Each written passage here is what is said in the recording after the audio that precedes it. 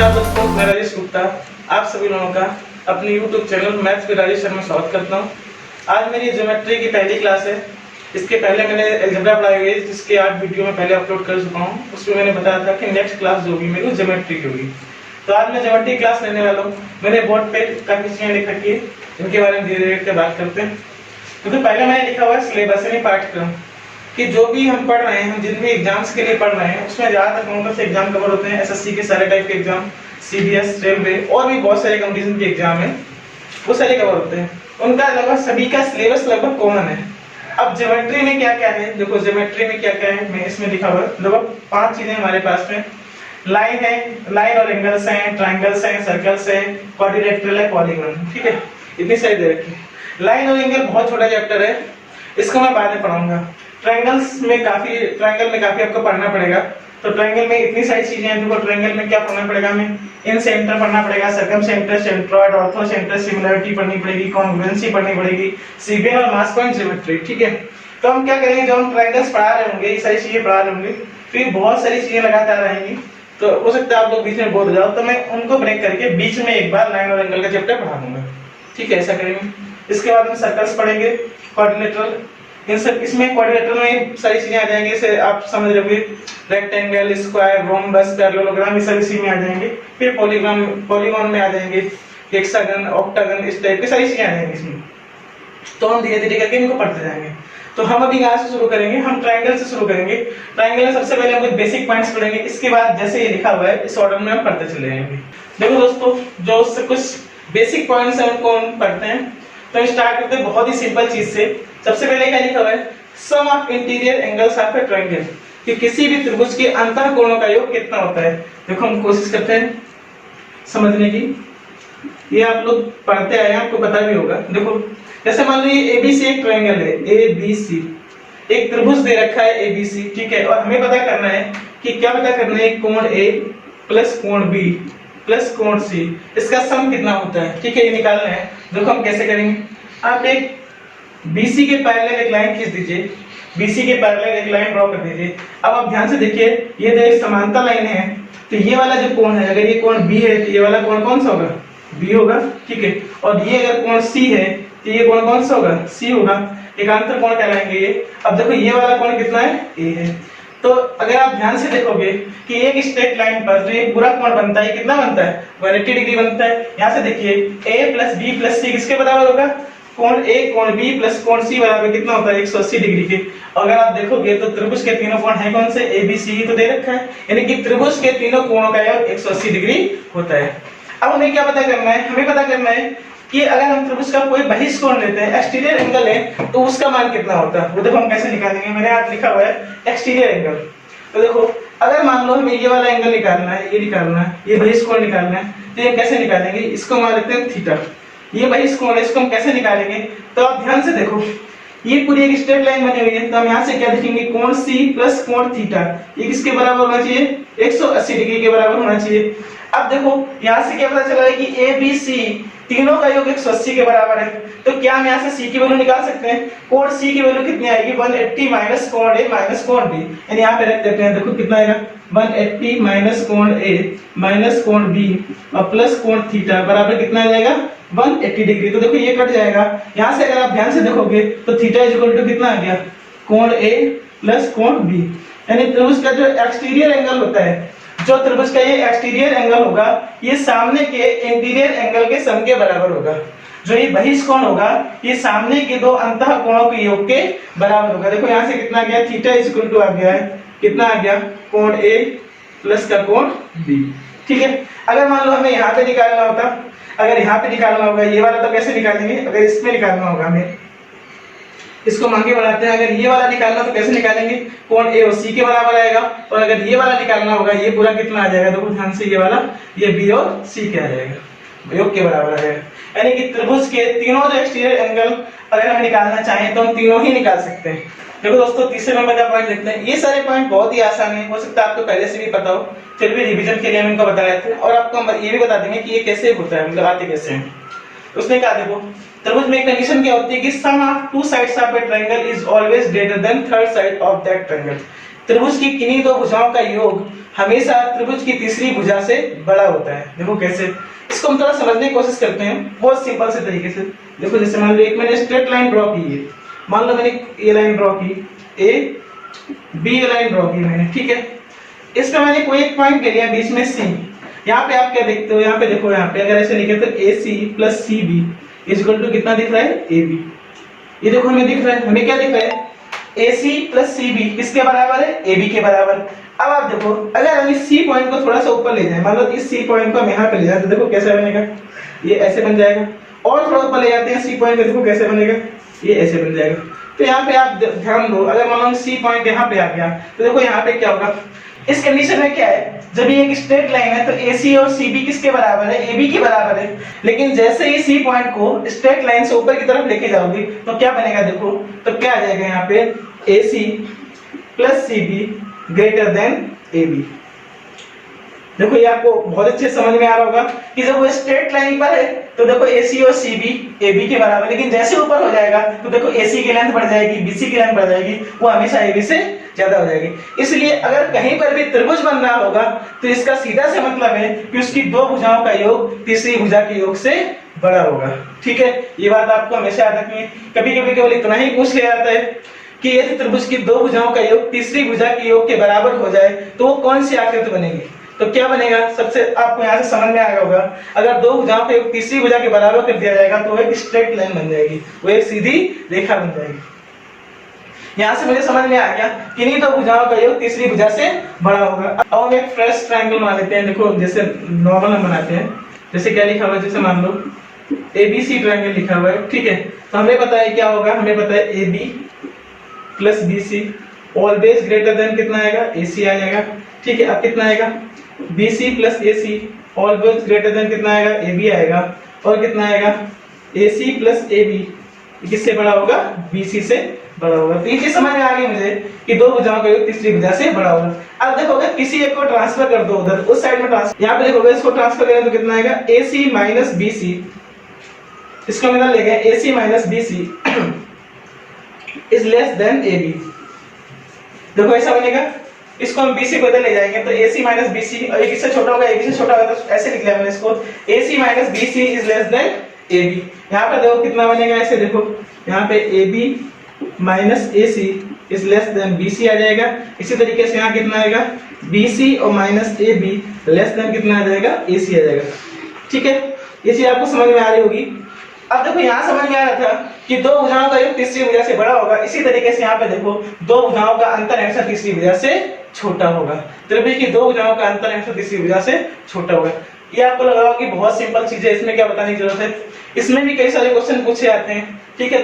उन सारे क्वेश्चन देखो कितने सिंपल से क्वेश्चन आते हैं। जैसे मान लो यहाँ पे एक ऐसे दिया 3 2 5 दे दिया, ठीक है, और कितना दे दिया, 3 2 1 दे दिया, ठीक है, 3 2 4 दे दिया, और हमसे पूछेगा कि बताइए किसमें त्रिभुज बन सकता है, किसमें त्रिभुज नहीं बन सकता है। तो आप अगर आप देखोगे इसमें आपको समझ आएगा किससे त्रिभुज बन रहा है, किससे नहीं बन रहा है। 3 2 5 लिखा हुआ है, 3 2 1 लिखा हुआ है, 3 2 4 लिखा हुआ है। तो हमें कैसे चेक करना है कि इससे त्रिभुज बनेगा कि नहीं बनेगा। तो हम सबसे पहले क्या करेंगे, सबसे पहले सबसे बड़ी वाली भुजा को छोड़ दो, जो बाकी बची हुई भुजाएं उनको उनका जोड़ते हैं। देखो इन दोनों को जोड़ो, कितना आएगा, 3 और 2 कितना आएगा, 5। देखो ये बड़ी भुजा के बराबर है, यानी कि ये त्रिभुज नहीं बनेगा, ये एक स्ट्रेट लाइन को रिप्रेजेंट कर रहा है। यहाँ पे देखो सबसे बड़ी वाली को छोड़ते हैं, छोटी वाली कौन सी बची, 2 और 1, इन दोनों को जोड़ोगे किसके बराबर आ रहा है, 3 के बराबर। यहाँ पर भी त्रिभुज नहीं बनेगा, ये भी सीधी रेखा बनेगी। यहाँ पर देखो इसको छोड़ते हैं तो इसको कितना आएगा, 3 2 5 आएगा, यानी कि यहाँ पे अगर हम देखें तो दो भुजाओं का योग तीसरी भुजा से बड़ा है। इतनी बात आपको क्लियर करनी पड़ेगी कि जब दो छोटी भुजाओं का योग सबसे बड़ी भुजा से बड़ा होगा तो बाकी जो छोटी भुजाएं हैं उनसे तो ऑलरेडी ही बड़ा होगा। ये तो कॉमन सेंस की बात है। तो इसलिए हम क्या करेंगे, सबसे पहले छोटी वाली भुजाओं को जोड़ेंगे और फिर बड़े वाले से कंपेयर करेंगे। ठीक है, देखो हम पढ़ते हैं टाइप्स ऑफ ट्रायंगल कि ट्रायंगल कितने प्रकार के होते हैं। तो ट्रायंगल को हम दो कैटेगरी में डिवाइड कर सकते हैं, एक तो भुजाओं के आधार पर और दूसरा जो होता है वो कोण के आधार पर। तो भुजाओं के आधार पर हम इनको 3 भाग में बांट सकते हैं। जो पहला भाग है वो विषम बाहु त्रिभुज दे रखा है, स्केलेन ट्रायंगल, यानी ऐसे त्रिभुज जिसकी सारी भुजाएं कैसी होती हैं, अलग अलग। मान लो ये बना के देखते हैं, जैसे ये बना हुआ है, ये A B C त्रिभुज की 3 भुजाएं हैं। अगर तीनों भुजाएं अलग अलग हैं, यानी A is not is equal to B not is equal to C, तीनों भुजाएं अलग अलग हैं, तो ये कैसा बनेगा, विषम बाहु त्रिभुज। यदि मान लो दो भुजाएं बराबर हैं किसी त्रिभुज की, देखो जैसे मान लो अगर ये ए दे रखा है, ये दे रखा है, ये बी दे रखा है, इस त्रिभुज की दो भुजाएं बराबर है। देखो ये दोनों भुजाएं बराबर दिख रही हैं, ये भुजा अलग है, तो जब दो भुजाएं बराबर होंगी तो क्या बनेंगे, इसको समद्विबाहु त्रिभुज। इसमें एक चीज और होती है, देखो कि यदि किसी एक त्रिभुज की दो भुजाएं बराबर हैं तो उनके सामने के कोण भी आपस में बराबर होते हैं। जैसे देखो इसके सामने का कोण यदि थीटा है, यदि इस वाले भुजा के सामने कोण थीटा है तो इस वाले भुजा के सामने कोण भी कितना होगा, थीटा होगा। ये कहलाएगा समद्विबाहु त्रिभुज। अब देखो क्या लिखा हुआ है, समबाहु त्रिभुज। समबाहु त्रिभुज में क्या होता है, ऐसा त्रिभुज जिसकी तीनों भुजाएं आपस में बराबर होंगी तो वो क्या कहलाएगा, समबाहु त्रिभुज। अब देखो यहाँ पे तीनों भुजाएं बराबर हैं तो इसके तीनों कोण भी बराबर होते हैं। समबाहु त्रिभुज में तीनों भुजाएं, तीनों कोण आपस में बराबर होते हैं। अब हम देखते हैं कोण के आधार पर। कोण के आधार पर भी तीन टाइप के त्रिभुज होते हैं। न्यून कोण त्रिभुज, सबसे पहला देखो न्यून कोण त्रिभुज क्या होता है, जिसके तीनों कोण 90 से कम हो। देखो यहाँ पे से ये एबीसी ट्रायंगल दे रखा है, अगर आप ध्यान से देखोगे तो देखो ये कोण ए कहलाएगा, ये कोण बी, ये कोण सी कहलाएगा। इसके तीनों कोण देखो 90 से कम है। अगर तीनों कोण 90 डिग्री से कम है तो उनको बोलते हैं न्यून कोण त्रिभुज। अगर कोई एक कोण 90 डिग्री के बराबर होता है तो उसको क्या बोलते हैं, समकोण त्रिभुज बोलते हैं। देखो इसमें ये कोण 90 के बराबर है, ठीक है। और अगर कोई एक कोण 90 से 180 के बीच में होता है, जैसे ये थीटा लिखा हुआ है, देखो ये कोण अगर 90 डिग्री से ज्यादा है, 180 से छोटा है, तो इसको हम क्या बोलेंगे, अधिक कोण त्रिभुज। यानी थीटा यहाँ पे कितना होता है, ग्रेटर देन 90 होता है, और लेस देन कितना होता है, 180। देखो हम क्या पढ़ते हैं, अब ये पढ़ते हैं। पहले तो हमें कोण बताते हैं, अगर कोण 90 डिग्री दे रखा है, पहले तो हमें कोण बताते हैं। यदि कोण त्रिभुज का 90 डिग्री दे रखा है तो हमें पता चल जाएगा कि समकोण त्रिभुज है, ठीक है। यानी कि यदि मैं कोण बताऊं, कोण के टाइप बताऊं, तो हम कोण के आधार पे बता सकते हैं कौन सा कोण, कौन सा त्रिभुज समकोण होगा, कौन सा त्रिभुज न्यून कोण होगा, कौन सा त्रिभुज अधिक कोण होगा।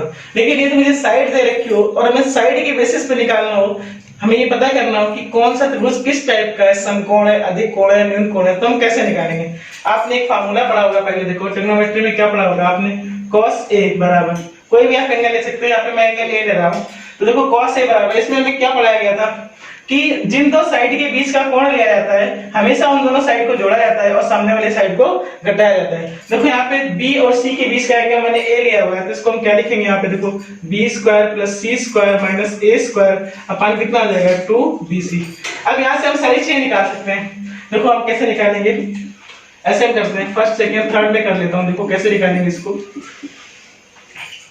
अगर cos a, अगर a बराबर 90 रखते हैं, यदि हम क्या लिखते हैं, a बराबर 90 डिग्री रखते हैं, यानी कि हम ये मान के चले कि ये वाला एंगल 90 डिग्री है, तो मुझे क्या निकल के आएगा, क्या बनेगा, देखो देखते हैं।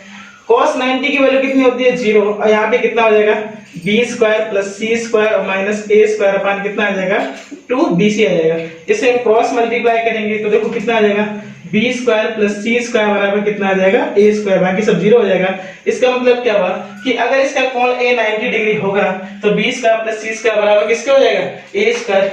यानी कि यहाँ पे हम एक ट्रायंगल बना सकते हैं, देखो ध्यान से, इसको हम b मान सकते हैं, इसको c मान सकते हैं, इसको a मान सकते हैं, और bc के बीच का कोण कितना दे रखा था, a, जो कि कितना है, 90 डिग्री। अगर ये 90 डिग्री का कोण होगा b और c के बीच में, तो इन दोनों भुजाओं के वर्गों का योग इस भुजा के वर्ग के बराबर होगा।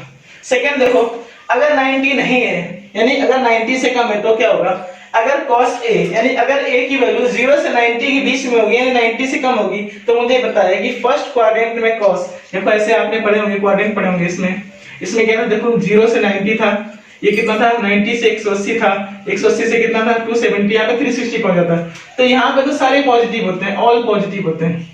यहाँ पे कैसे होते हैं, सारे पॉजिटिव होते हैं, साइन cos tan cos जो भी होंगे, यानी 0 से 90 के बीच में किसी भी हम ट्रिग्नोमेट्रिकल फंक्शन की वैल्यू लेंगे, चाहे साइन के लिए, cos के लिए, tan cot sec cosec, वो सारे कैसे होंगे, पॉजिटिव होंगे। यहाँ पे देखो क्या होगा, 90 से 180 के बीच में कितना होता है, साइन और cosec, ये दोनों पॉजिटिव होते हैं, बाकी सब नेगेटिव होते हैं। तो देखो हमें पता है कि 90 से 180 के बीच में cos कैसा आएगा, नेगेटिव आएगा, लेकिन 0 से 90 के बीच में हमेशा cos कैसा आएगा, पॉजिटिव आएगा। तो देखो अगर 0 से 90 के बीच में वैल्यू लेंगे, cos हमेशा पॉजिटिव आएगा, दैट मींस ये जो वैल्यू है ये हमेशा कैसी होगी, पॉजिटिव होगी, और पॉजिटिव होने का मतलब है कि ये वैल्यू ग्रेटर देन 0 होगी। तो यानी b square plus c square minus a square, ठीक है, ऐसे लिखा हुआ है।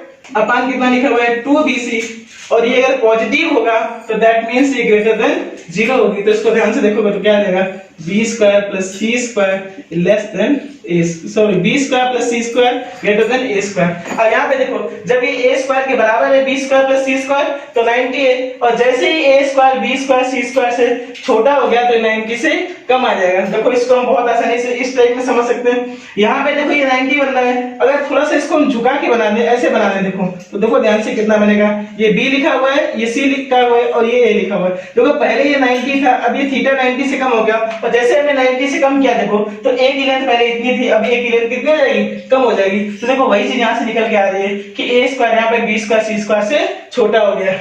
अब देखो आगे जैसे हम देखेंगे ऑब्ट्यूज एंगल ट्रायंगल यानी अधिक कोण त्रिभुज के लिए क्या आ जाएगा, थोड़ा सा हम इसको ऐसे घुमा देते हैं। देखो यहाँ पे ये बी बना देते हैं और ये सी बना देते हैं, यहाँ पर हम ए बना देते हैं। अब देखो जैसे आप ये वाला कोण 90 से बड़ा करोगे तो देखो ए की वैल्यू बढ़ गई, यानी यहाँ पे जो कंडीशन आएगी वो क्या निकल के आएगी, B square plus C square ए कैसा हो जाएगा, अब यहाँ से बढ़ जाएगा, यानी ए स्क्वायर जो हो गया वो बी स्क्वायर सी स्क्वायर से ज्यादा हो जाएगा, और यही कंडीशन हमें यहाँ निकल के आ जाएगी। यहाँ पे देखो जैसे ही cos की वैल्यू 90 से 180 के बीच में रखेंगे तो cos नेगेटिव आएगा, और यदि cos नेगेटिव आएगा तो B square plus C square minus ए स्क्वायर लेस देन 0 हो जाएगा, और जैसे ही लेस देन 0 होगा तो क्या कंडीशन बनेगी, B square plus C square greater than A square, देखो जो कि मैंने यहाँ पहले से लिख रखा है।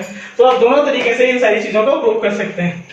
प्रूफ तो हो गया है, ठीक है, इसको याद रखना है, लेकिन सबसे जरूरी चीज हमें क्या रखनी है, जो हमारे रिजल्ट आए हैं। और रिजल्ट याद करने का सबसे अच्छा तरीका है आप ये फिगर, ये इमेजेस जो है अपने दिमाग में रखो कि जब 90 बन रहा है तो इन दोनों का सम इसके, इन दोनों की स्क्वायर का सम इसके बराबर है, और जैसे ही इसको थोड़ा सा पास में करेंगे तो बी स्क्वायर सी स्क्वायर, देखो जैसे हम इसको थोड़ा पास में करेंगे देखो ए स्क्वायर कितना हो जाएगा, कम हो जाएगा, यानी कि ए स्क्वायर की वैल्यू इन दोनों की स्क्वायर से कम हो जाएगी, और जैसे थोड़ा इसको दूर करेंगे तो एंगल तो 90 से बड़ा हो जाएगा और ए square B square plus C square से बड़ा हो जाएगा। अब हम पढ़ते हैं एंगल बाइसेक्टर यानी कोणार्थक, जिसको हम कोण संधिभाजक भी बोलते हैं, ठीक है। तो देखो जैसे मान लें कि ट्रायंगल बना हुआ आपके सामने, इसको हम क्या मान लेते हैं, इसको हम एबीसी ट्रायंगल मान लेते हैं, एबीसी ट्रायंगल बना हुआ है। तो कोण संधिभाजक क्या होता है, देखो जो किसी कोण को बराबर बराबर दो भागों में बांटे, देखो यहाँ से जैसे मैंने ये ड्रॉ किया, अगर देखो ये a/2 है ना, तो ये भी कितना होगा, a/2 होगा। तो यहाँ पे अगर हम AD देखें तो AD क्या कहलाएगा हमारा, ये जो AD होगा ये कितना कहलाएगा, ये कोण संधिभाजक कहलाएगा, कोण संधिभाजक कहलाएगा, ठीक। इसकी बहुत सारी प्रॉपर्टीज होती हैं, जहाँ पे सारे कोण संधिभाजक मिलते हैं उससे क्या बोलते हैं, उससे हम क्या बोलते हैं, जहाँ पे ये सारे कोण संधिभाजक मिलते हैं उसे हम क्या बोलते हैं, उसे बोलते हैं इन सेंटर, अंतः केंद्र बनता है, वो हम बाद में पढ़ेंगे। अभी इसकी प्रॉपर्टी देखते हैं कि अगर मान लो AD एक कोण संधिभाजक है, हमने क्या किया, कोण A को दो बराबर बराबर भागों में बांट दिया है, तो ये AD मिल गया हमें कोण संधिभाजक। तो देखो इसमें एक कंडीशन होती है, क्या होती है, AB/AC, यानी जहां से हम एंगल बाइसेक्टर ड्रॉ कर रहे हैं, हम कहां से ड्रॉ कर रहे हैं, जिस वर्टेक्स से हम एंगल बाइसेक्टर ड्रॉ कर रहे हैं, A हमारा शीर्ष है जहां से हम एंगल बाइसेक्टर AD ड्रॉ कर रहे हैं, तो AD अगर हम ड्रॉ कर रहे हैं तो हमें निकालना है कि जो D है वो BC रेखा को किस रेशियो में डिवाइड करेगा। तो देखो क्या होता है, यहाँ पे कंडीशन बनती है AB/AC बराबर होती है BD/DC। ये आपको याद रखना है, ये कंडीशन बनती है, ये कैसे आती है मैं बता देता हूँ, लेकिन इसको हमेशा याद रखना है। देखो कैसे निकालेंगे इसको, हम क्या करते हैं, देखो जो ये भुजा दे रखी है AC, इस भुजा के बराबर इसको हम आगे बढ़ा लेते हैं, जो हमारे पास AC भुजा दे रखी है इसके बराबर हम इसको बढ़ा लेते हैं, देखो इसको, और हम क्या करते हैं, इसको यहाँ से कंबाइन कर लो तो क्या होगा, देखो अब आप ध्यान से देखो, मैंने यहाँ पे क्या किया हुआ है, मैंने यहाँ पे AB को E तक बढ़ाया हुआ है और AE जो है वो AC के बराबर, यानी जितनी लेंथ AC की थी उतनी ही लेंथ मैंने यहाँ पर AE की बना दी, इसको बढ़ा दिया और E पॉइंट को C से ज्वाइन कर दिया है। तो देखो अब क्या हुआ, अब एक नया त्रिभुज बन गया, कौन सा त्रिभुज बना है, AC और E, ACE त्रिभुज बन गया है, जिसमें AE जो भुजा है वो AC के बराबर है। क्योंकि इस भुजा के सामने कोण मैंने थीटा माना हुआ है और इसी त्रिभुज में दूसरी भुजा है, ये इस भुजा के बराबर है, तो इसके सामने कोण भी कितना कहलाएगा, थीटा कहलाएगा। और अगर आप ध्यान से देखोगे तो EAC त्रिभुज में देखो ये जो कोण बन रहा है BAC, जो ये कोण बन रहा है ये इस त्रिभुज का बहिष कोण है, तो ये वाला जो कोण होगा, ये वाला जो पूरा कोण कहलाएगा, ये कितना निकल के आएगा, इन दोनों कोण के योग के बराबर हो जाएगा, यानी कि ये वाला कोण 2 थीटा हो जाएगा और इसका ये और ये एंगल बाइसेक्टर तो कितना बनेंगे, थीटा। तो एक बात और आप समझ गए होंगे यहाँ से देखो कि ये वाला कोण इस वाले कोण के बराबर होगा, इसके मतलब ये दोनों लाइनें कैसे होंगी, पैरेलल होंगी, क्योंकि देखो पैरेलल लाइन में क्या होता है, अगर हम ऐसे ड्रॉ करते हैं तो क्या होता है, यहाँ पे ये वाला कोण इस वाले कोण के बराबर होता है, तो देखो यहाँ पर भी ये कोण इस कोण के बराबर है, इसके मतलब ये दोनों लाइनें कैसी हैं, ये समांतर लाइनें हैं। अब अगर आप त्रिभुज कौन सा देखो, आप त्रिभुज देखो कौन सा, BAD ये समांतर हो जाएगा BAD। BAD त्रिभुज समरूप होगा, किसके समरूप होगा? BAD त्रिभुज किस त्रिभुज के समरूप होगा? देखो BEC के तरफ समरूप होगा, BEC के। क्यों? समरूपता के लिए क्या होना चाहिए? त्रिभुज के तीनों कोण आपस में बराबर होने चाहिए। देखो कैसे, इसका देखो, इस वाले कोण को देखो, ये कोण थीटा है, ये कोण भी थीटा है। ये BAD त्रिभुज को आप ध्यान से देखोगे तो ये वाला एंगल कितना है? थीटा। ये एंगल कितना आ रहा है? थीटा। ये तो मान लो अल्फा है, तो कोई छोटे वाले में अल्फा है तो बड़े वाले के लिए अल्फा रहेगा, ठीक है। और ये वाला और ये दोनों भुजाएं समानांतर हैं, ये दोनों भुजाएं समानांतर हैं, तो जितना कोण ये बनाएगा उतना ही कोण तो ये बनाएगा, क्योंकि दोनों भुजाएं कैसी हैं? समानांतर भुजाएं हैं। तो ये दोनों त्रिभुज कैसे हो गए? समरूप त्रिभुज हो गए। अब समरूप त्रिभुज देखो, हम समरूपता का प्रमेय लगाते हैं। क्या करेंगे इसमें? देखो इसमें हम क्या करेंगे, ध्यान से देखो, यहां से भी क्या होता है कि त्रिभुज BAD समरूप है त्रिभुज BEC के। अब देखो समरूपता की प्रमेय लगाने से पहले थोड़ी सी चीजें आप और समझ लो। जैसे आपने पहले ये पढ़ रखा होगा, जैसे इस टाइप का पढ़ा होगा, ABC एक ट्रायंगल है, ठीक है। इसमें आपने कोई एक समांतर रेखा खींच दी, कितना मान लो, ये मान लो D और E खींच दी, तो इसमें क्या होता है? अब देखो यहाँ पे ADE समरूप है किसके? ABC के। तो यहाँ पे हमने क्या पढ़ा था? हमने ये पढ़ा था AD अपान AB पढ़ा था हमने, क्या पढ़ा था? AE अपान EC के पढ़ा था, ऐसे पढ़ा हुआ था, ठीक है। और हमने क्या पढ़ा था इसको?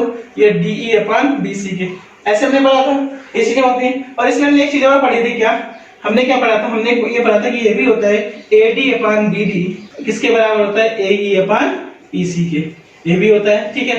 तो इस वाली चीज का हम यहाँ पे प्रयोग करेंगे। देखो कैसे करेंगे, बिल्कुल देखो इसमें कैसे, ध्यान से देखो कि देखो BAD समरूप है किसके? BEC के। तो यहाँ पे देखो क्या होगा, क्या होगा यहाँ पे देखो, BA अपान AE किसके बराबर होगा? ध्यान से देखोगे तो BD अपान CD के बराबर होगा, BD अपान DC के बराबर होगा। अब अगर आपको पता है कि AE किसके बराबर है? AE बराबर है किसके? AC के बराबर है, तो हम इसमें वैल्यू रख देंगे, तो कितना हो जाएगा? AB अपान AC बराबर कितना हो जाएगा? BD अपान CD, ठीक है, BD अपान CD। तो ये मैंने बताया था कि AB अपान AC किसके बराबर होता है? BD अपान DC या CD, एक ही बात होगी। तो ये चीज यहाँ से प्रूफ भी होती है। आपको ये प्रूफ समझना है, लेकिन आपको याद जो रखना है, रिजल्ट याद रखना है कि ऐसा होता है, ये आपके काम आएगा।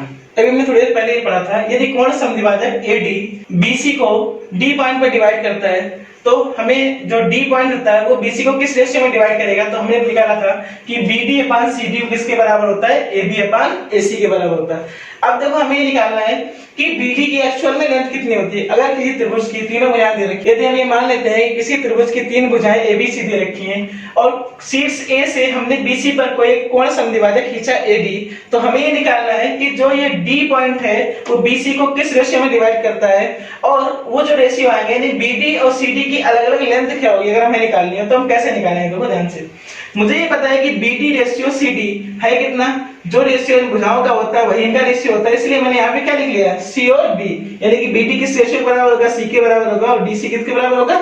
B के बराबर होगा। अब अगर आप ध्यान से देखो, हमें ये निकालना हो कि देखो यहाँ पे पूरी जो लेंथ है A, पूरी लेंथ कितनी है, यानी कि B प्लस C रेशियो अगर हम देखें तो पूरा रेशियो किसके बराबर है? A के बराबर है। और हमें क्या निकालनी है? हमें केवल BD की लेंथ निकालनी है। तो देखो कौन सा पार्ट बनेगा? C तो केवल BD की वैल्यू है, और टोटल रेशियो का सम कितना आ रहा है? B प्लस C आ रहा है, इतना आ रहा है, और इसकी लेंथ एक्चुअल में कितनी है? A। तो यानी कि हमारे पास जो BD की लंबाई होगी वो किसके बराबर हो जाएगी? इसके बराबर हो जाएगी। ये हम ऐसे निकाल सकते हैं, कैसे निकाल सकते हैं? देखो कि B plus C ratio A के बराबर है, तो एक रेशियो किसके बराबर हो जाएगा? A upon B plus C के बराबर हो जाएगा। और यहाँ पे हमें निकालना कितना है? C रेशियो निकालना, तो C रेशियो की वैल्यू कितनी हो जाएगी?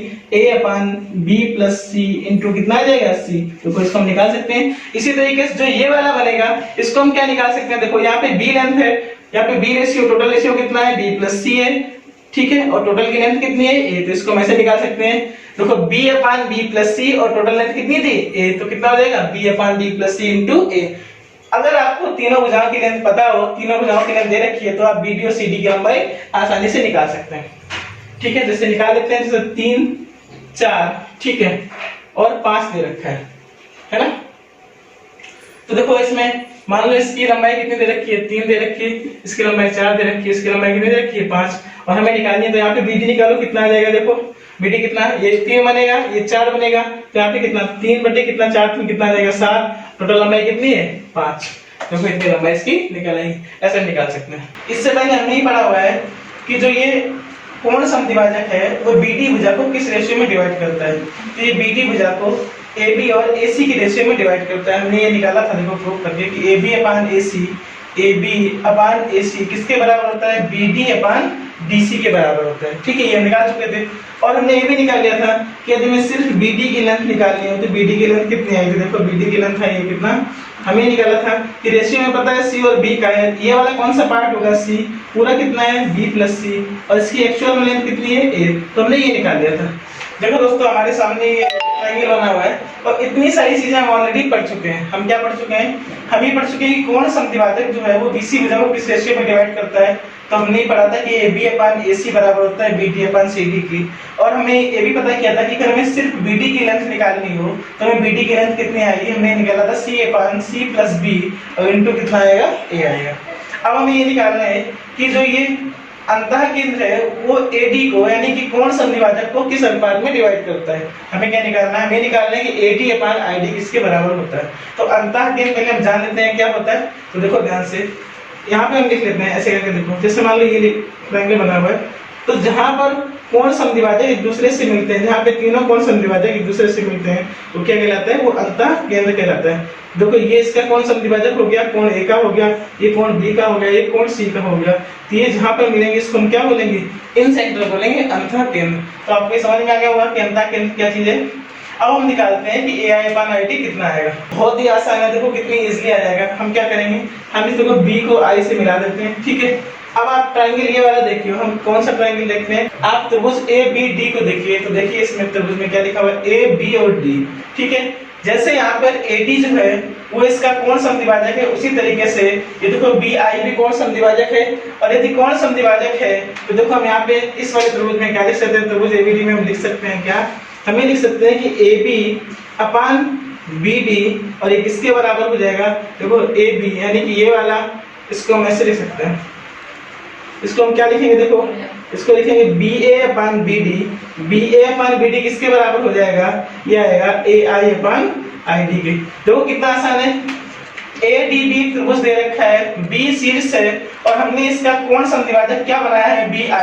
और हमें ये पता है कि अगर BI कोण समद्विभाजक होगा तो BA अपान BD वो किसके बराबर होगा, AI अपान ID के बराबर होगा। ठीक है, अब देखो इसकी वैल्यू रख लेते हैं। BA का मान कितना है, BA का मान कितना है, C दे रखा है। ठीक है, BA किसके बराबर है, C के बराबर है। और BD, देखो BD की वैल्यू हम ऑलरेडी निकाल चुके हैं, कितना यहाँ पे आ गया था, C इंटू A और अपान कितना हो जाएगा, B प्लस C, तो ये ऊपर चला जाएगा। ठीक है, तो यहाँ पे कितना आ जाएगा, देखो AI अपान कितना आ जाएगा, ID।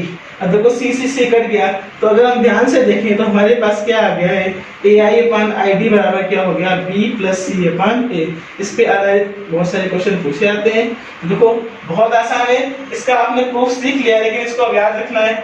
हमें क्या याद रखना है कि देखो AI अपान अगर ID निकालना है, AI अपान ID निकालना है, तो देखो जिसके बीच का कोण लिया गया है, यानी जिन भुजाओं के बीच का कोण लिया गया है उन भुजाओं को जोड़ा गया है और सामने वाली भुजा से भाग किया गया है। देखो यहाँ पे क्या लिखा है, AI अपान ID है, तो हमने B प्लस C किया हुआ है और भाग किससे किया हुआ है, A से किया हुआ है। तो आप ऐसे इसको याद कर लीजिए। दोस्तों ये आज की क्लास थी। आज की क्लास में मैंने जो कुछ भी पढ़ाया हुआ है आप इसको ध्यान से देखिए, एक दो बार रिवाइज कीजिए। अगर एक बार में समझ नहीं आ रहा है उसको समझने की कोशिश कीजिए। ठीक है, अगर आपको आज की क्लास अच्छी लगी हो तो प्लीज हमारे YouTube चैनल को सब्सक्राइब करें, वीडियो को लाइक करें और अपने दोस्तों के साथ शेयर भी करें ताकि वो भी इसका फायदा उठा सके। आज के लिए इतना ही, थैंक यू।